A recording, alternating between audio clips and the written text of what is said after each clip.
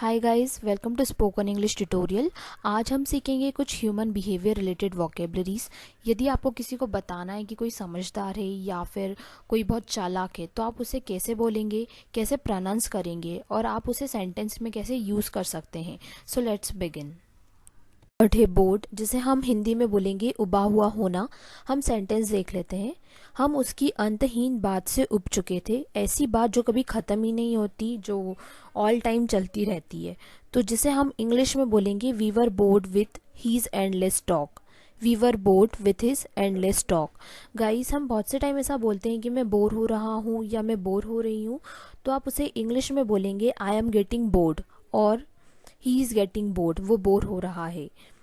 Similarly ऐसी बहुत सी जगह होती है जहाँ पर आप ये बोर वर्ड यूज़ कर सकते हैं जब कोई इंसान उबा हुआ फील कर रहा हो। नेक्स्ट वर्ड है सरप्राइज्ड, जिसका मतलब होता है हैरान करना या आश्चर्यचकित करना। हम इसका एक सेंटेंस देख लेते हैं। मुझे आमंत्रण पर थोड़ा आश्चर्य हुआ, जिसे हम इंग्लिश में बोलेंगे I was a little surprised at the invitation. I was a little surprised at the invitation. Guys, birthday पे और एनिवर्सरी पे लोग आपको सरप्राइज गिफ्ट देते हैं जो आपको हैरान करता है और जिससे आपको हैप्पीनेस भी मिलती है। तो सिमिलरली ये वर्ड मल्टीपल पर्पसेस के लिए यूज़ होता है। वर्ड है वंडरफुल, जिसका हिंदी में मतलब होता है अद्भुत, निराला या बहुत ही कमाल का कुछ होना। हम इसका एक सेंटेंस देख लेते हैं। लोगों को जानने की ज़रूरत है कि वह कितनी अच्छी व्यक्ति थी, जिसे हम इंग्लिश में बोलेंगे people need to know what a wonderful person she was.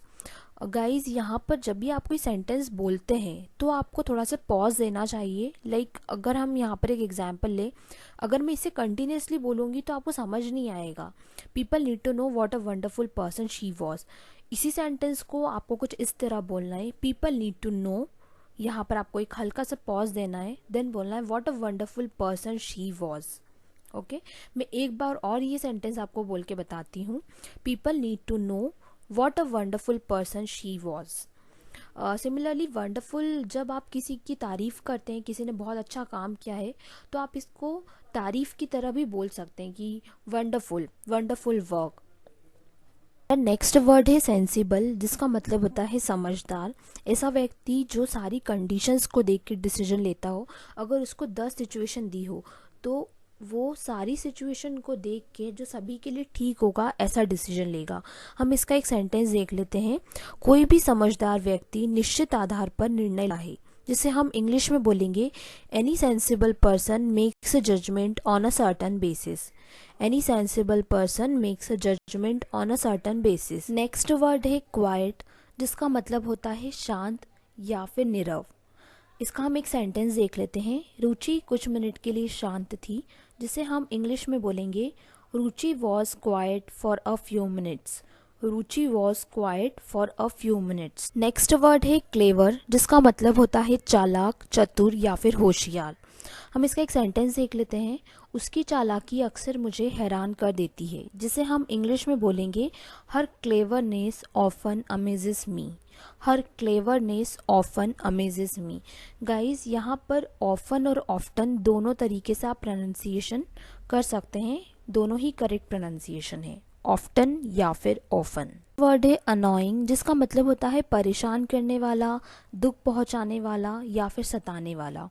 हम इसका एक सेंटेंस देख लेते हैं। वह परेशान कर रहा था और वह चाहती थी कि उसे अकेला छोड़ दे। इसे हम इंग्लिश में बोलेंगे he was annoying and she wanted to leave him alone. He was annoying and she wanted to leave him alone. Next word है सिनिकल, जिसका मतलब होता है सनक से भरा हुआ, सनकी या फिर आप बोल सकते हैं रूखा और कुटिल व्यक्ति, जिसे हम इंग्लिश में बोलेंगे। हम इसका एक पहले सेंटेंस देख लेते हैं, फिर हम उसका इंग्लिश ट्रांसलेशन देखेंगे। वह राजनेताओं के करों के वादों से चिढ़ा हुआ था, जिसे हम इंग्लिश में बोलेंगे he was cynical about politicians promises on taxes. He was cynical about politicians promises on taxes. Next word है एम्बिशियस, जिसका मतलब होता है महत्वाकांक्षी और जिसमें कुछ पाने की इच्छा हो। हम इसका एक सेंटेंस देख लेते हैं। वह अपने करियर को लेकर महत्वाकांक्षी महिला है, जिसे हम इंग्लिश में बोलेंगे she is an ambitious career woman. She is an ambitious career woman. Thank you guys for watching this video. अगर आपको वीडियो अच्छा लगा हो तो इसे लाइक कीजिए, सब्सक्राइब कीजिए चैनल को, इसको लोगों के साथ शेयर कीजिए ताकि वो भी आपके साथ इन वर्ड्स को इंग्लिश में बोलना सीख सकें। Thank you.